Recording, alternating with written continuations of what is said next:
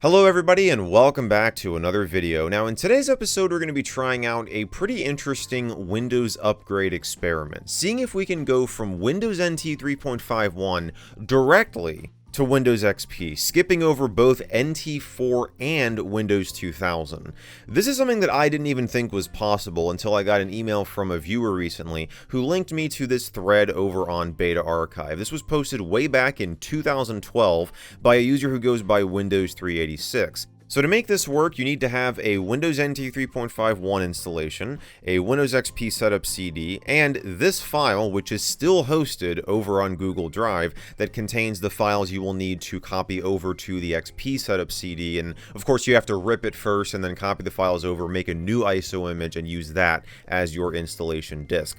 Now, I have not done any prep work for this video whatsoever, aside from, I guess, formatting the hard drive that we're going to be using. But I've not installed Windows NT 3.51 on the 98 PC that we're going to be using today, and that, I think, is going to throw a little bit of a wrench into it, because this apparently was tested in VirtualBox. So we're going to see how this works on real hardware. If we have to resort to a VM, we certainly will, but I've got a bunch of different computers that I can try, so we're just going to see where this goes, and of course we're going to start by installing NT 3.51. Which, to do that, we're going to need the setup CD as well as the 3 floppy disks, which it needs at least one of these to boot off of. I have installed NT 3.51 on this system before, but it has been, well, 5 years since it was in 2020 was when I last made the Windows NT upgrade saga and the new shell video. But yeah, so I guess you could kind of consider this another Windows upgrade saga. I know I just did the Windows 10 one, and I know I just said that I really can only do those every once in a while because of how long they are to make, but that whole process was just so monotonous,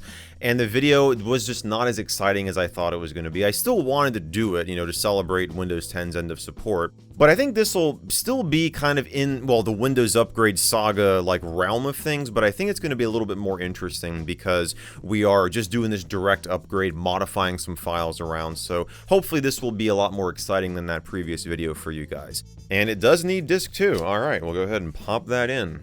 Now, the process, just to kind of give you guys a bit of an outline here for this video, we're going to install NT351, then we have to upgrade it to Service Pack 5 if this doesn't already have SP5 installed, which of course we'll check that. The ISO I downloaded was not marked SP5, so I'm assuming this is RTM. But after we do all that, then we're going to switch back over to my computer here and create that modified ISO image, and then burn the disk, pop that into the computer, and then go through the XP upgrade process. So let's see here, do we want to do, I guess we'll just do custom setup so we can get some more configuration options here. Automatically detects floppy disk controllers, yes, that's fine, we'll just press enter, and there we do need disk 3, okay. And also, we are using a 4 gig CF card, not this exact one, because that would be really stupid if I pulled that out right at this moment. And the guide says you need at least 4 gigabytes of hard drive space. So we're going to see if that means just overall with Windows installed, or if you need to have Windows installed and then have an additional 4 gigs of hard drive space. I'm hoping that it is the former, otherwise we're going to have to do this whole thing again on another hard drive. Okay, it's recognized the IDE CD-ROM and the dual channel PCI IDE. I'm assuming that's fine. We'll just hit enter. Windows NT has determined that your computer includes a CD-ROM drive as well as one or more high-density 3.5 floppy disk drives. So we're going to install Windows NT from the CD-ROM. And for our computer config, it's got standard PC, VGA, XT-AT or enhanced keyboard, US layout, Microsoft mouse, port mouse. I suppose that's fine. We can just leave all that as default. There's our unpartitioned space. Of course, not exactly 4 gigabytes, but close enough. We'll make a new partition on that. Install it using NTFS. Now, this right here is important to note. The guide says that you need to have it installed either to the WinNT or the Windows directory. We're just going to do Windows. So we'll hit enter. And sure, we'll let it examine the hard disks, and here's where it asks for the CD-ROM, so we'll pop that in. And it's copying files. Unable to copy the file pinball.sys. Oh no. What? Why? Okay, I guess let's retry. Okay, I guess it just got past that. That was unable to copy this file. Retry, hit enter. Unable to copy ntfs.sys. Okay, so apparently, I don't remember, maybe this did happen. And this is not that same CD drive that had all those problems. I did change this out. I guess it got past all of that. But yeah, okay, it's completed successfully. Pop out the floppy, restart. Okay, we'll do that. And speaking of doing things, now's a great time to do an ad read for today's video sponsor Surfshark, whose VPN can run on pretty much all of your devices at the same time thanks to its support of unlimited simultaneous connections. So the next time you find yourself getting bombarded with those annoying region-locked messages, or just want to hide your IP address from shady websites, they've got you covered with over 3,000 servers hosted in 100 countries that you can connect to change your device's location in a flash. But they're more than just a VPN, as they include some nice extras like their alternative ID feature, which can create proxy email addresses to protect your privacy, and an antivirus program to keep your devices free of malware. They also don't keep logs, so your browsing history is kept private, and they support advanced features like multi-hop and split tunneling. All their plans come backed by a 30-day money-back guarantee, and if you sign up at surfshark.com/MichaelMJD, you'll get 4 extra months for free with the purchase of a year or 2-year plan. So be sure to check them out, and huge thanks again to Surfshark for making today's video possible. Alright, we are booting up, so here's the boot screen. That looks good. Do we get to... Okay, we get to the next portion of the setup. That's good. Alright, so we'll put in our name, hit continue, and computer name, let's call this NT to XP. So we gotta check the network components here, which that's already checked by default, so that's good. We don't want to set up printers. And we'll uncheck, like, the README files. I do want to keep most of this stuff because, you know, of course, I want to see what carries over to XP when we do the upgrade. So I was like, we can try to save space by not getting the games and stuff, but it's not like NT 3.51 is going to really take up that much space on this 4 gig drive anyway. So yes, we'll have it detect and install network cards. Did not detect any network adapter cards in your computer. So we will, I guess, have to select one manually. So we'll just grab, I mean, I do have a 3Com Etherlink card in here. That's where the files are. So we'll just have it install the network card, even though we're not going to be able to get on the network with this thing, but that's fine. The guide says that without the network protocols, Windows XP will cause problems at logging after the setup. So I'm assuming that's like just performance after it installs and does the upgrade for whatever reason, having a network card. Of course, maybe that could just be when you do it in VirtualBox, but regardless, we're just going to get this here so that we have a network adapter installed if it really, you know, affects performance afterwards. And of course, it will fail to actually connect to the network, so we're going to say no. We will be unable to join a domain at the present time. That's fine. So we'll just say workgroup. And here's it build in the program manager. Oh, here's the admin account. We'll just give it a super secure password there. And then here's my local account. We'll just do that with the same password. Date and time, we'll leave it in GMT, I guess. That's fine. System found the following video adapter. Cool. This is just, of course, it just has some basic driver loaded, but that's fine. We'll be at 16 colors, 640 by 480. Windows NT 3.51 is now installed, so we don't have any floppy disk in the drive, so we'll restart. Alright, it has loaded up and it is doing the initial FAT to NTFS conversion, so we're looking good. Well, we made it. At least one service or driver failed during system startup. That probably was the network driver. But yeah, let's log into my account. I'm sure we don't have sound either, but we can of course go into control panel and check that out. Let's actually just do that. So where is sound? It's probably right in front of me. There it is. No suitable wave output device available. Yep, sounds about right. Wasn't that a great pun there? So, all right, we'll close out of that. About Program Manager. So this is, it doesn't look like we have a single service pack installed. This is build 1057, because yeah, it would say service pack 5 right here. So I went ahead and downloaded the upgrade executable. I'm gonna put that on a floppy disk here. Now here's the thing, can we go directly from RTM to SP5? Probably not. We might need to have another service pack or 2 in between, but we're just going to try without looking it up because I just like to waste time. Well, never mind, I can't. This thing's 11 megabytes and that's not going to fit on a floppy disk, so I guess I'm using a CD. Alright, so to save time, I just burned a whole bunch of service packs to this single CD, except for service pack 1 because WinWorld did not have that. So we're just going to try SP5 directly. I actually have 2 different copies of SP5. One of them is in an EXE, which I'm assuming is maybe like a self-extracting thing, and then I've just got a folder that has all the setup files in it. So we're going to pop that in, go to our D drive, and we'll just try the SP5 EXE first. And this is, yep, this is a self-extracting thing. And then, of course, it can't create the files on the disk. So let's just try the already extracted one. And I think there's a file in here called update.exe. So here we go. Setup's going to update your Windows NT system with the English version of the update program. Okay. I'm assuming this is all we have to do. It didn't mention anything about SP5, but it says NT 3.51 has been updated. So, okay, we'll restart the system. And we will log back on, go to help and about, and we're on Service Pack 5. And now is where things get interesting. So it says on the guide here under this section that you need to first extract the contents of your XP Pro ISO to your hard disk.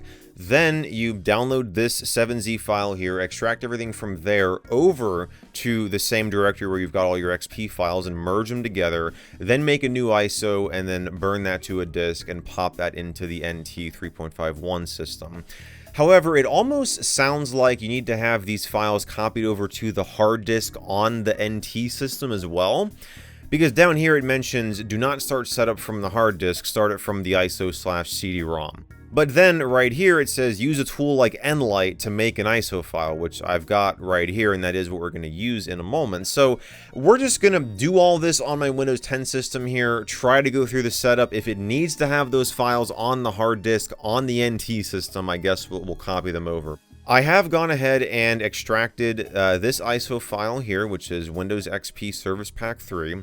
So we're going to open up the 7Z file that we downloaded from Beta Archive, go into here, and then drag this i386 folder into this directory and merge those 2 folders together. And then I guess replace .net.inf, which is the only file it wanted to replace, so I guess that will be fine. So you can see in here we've got all these files and then this NT351 UpG folder, so that is now copied over here, and so we should be good.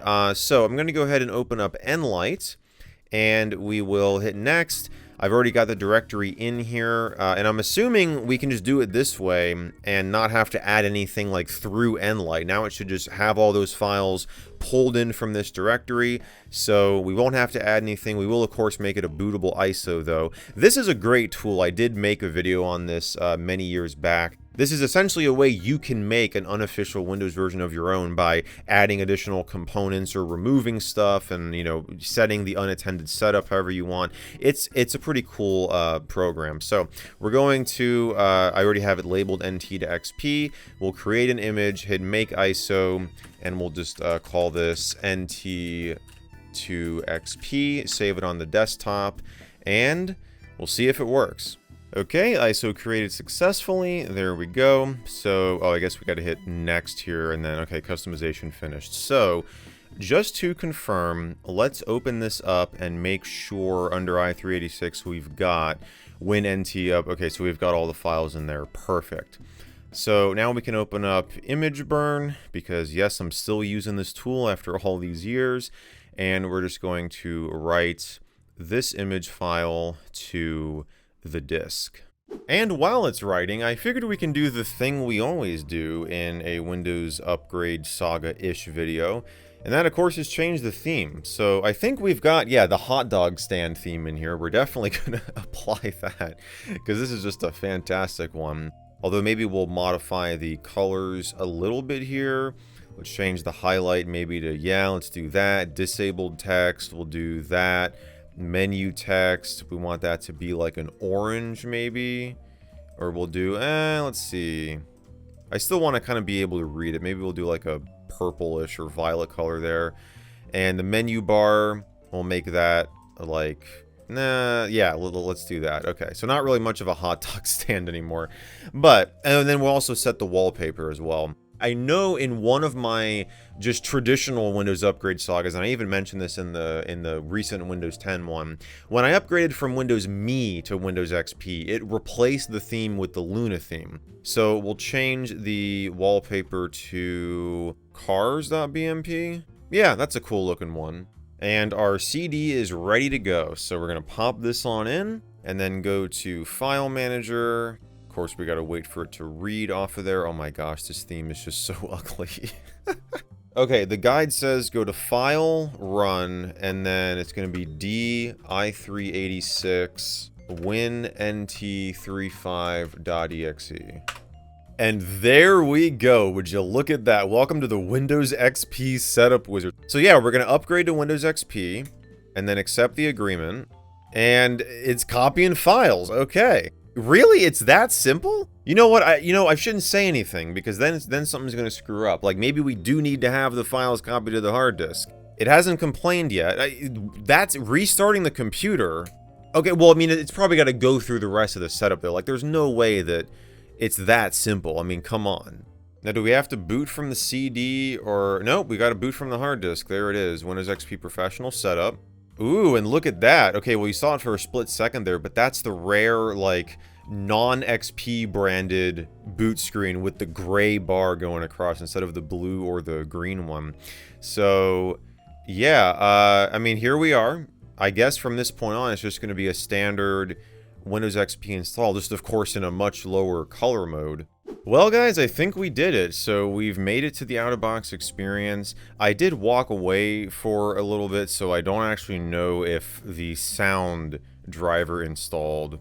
But, I mean, I guess we're going to find out here as we go through, because the music would have most likely stopped playing by now. So, we're going to hit next and wait for it to load the next screen.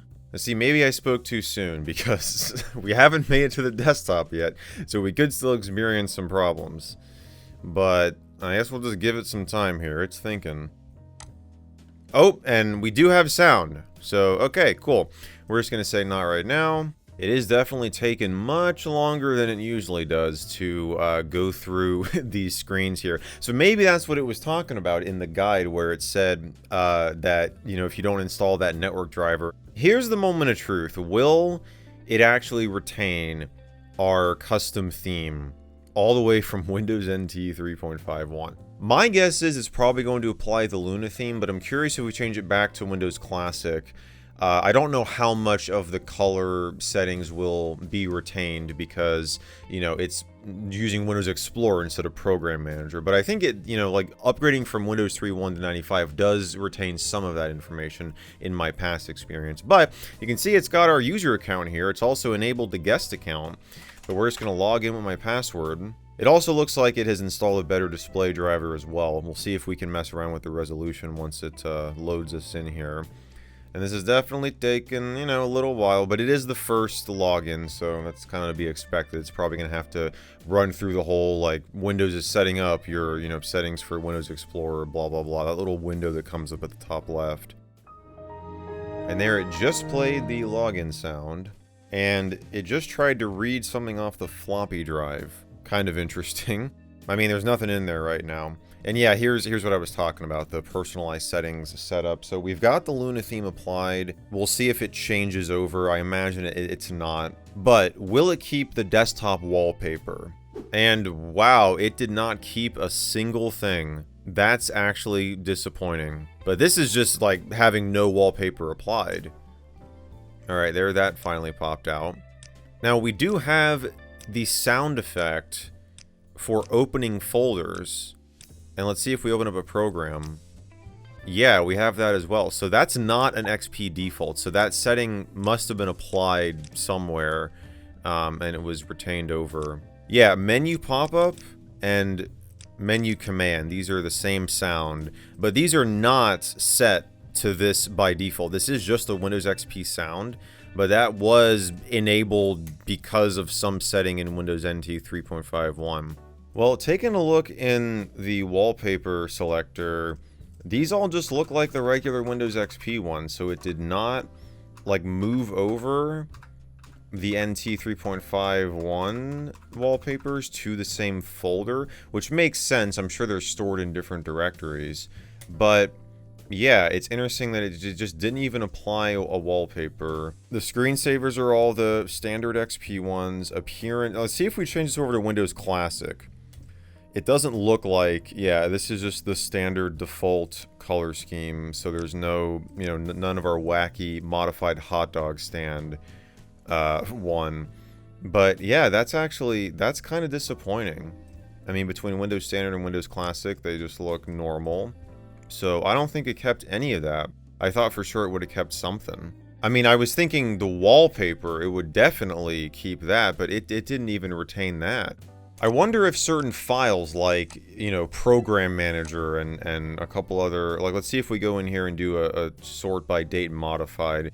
Okay, May 25th, 1995, we've got default, we have canyon.mid, and we have WinFile, which just has, maybe that's a corrupted file. But we have canyon.mid, which I'm pretty sure does not come with Windows XP, and if it does, it's not in the Windows folder, and it doesn't have a date of 1995.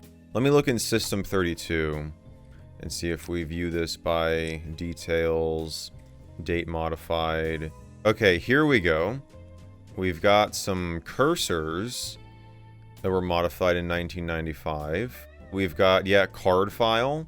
So here's an old Windows program that was retained. We've got, okay, Banana's animated cursor. We have the CD player. And of course, all the about information is just going to pull up WinVer with the current, you know, NT version number and everything. But like, card file is not something that comes with Windows XP. Does it still show in accessories here? Yes, it does. We've got Object Packager. Does that? Oh, that opens up WordPad. Huh. That's interesting. That must be some shortcut. What is this? Properties. Oh, it's just to write.exe. That's the target.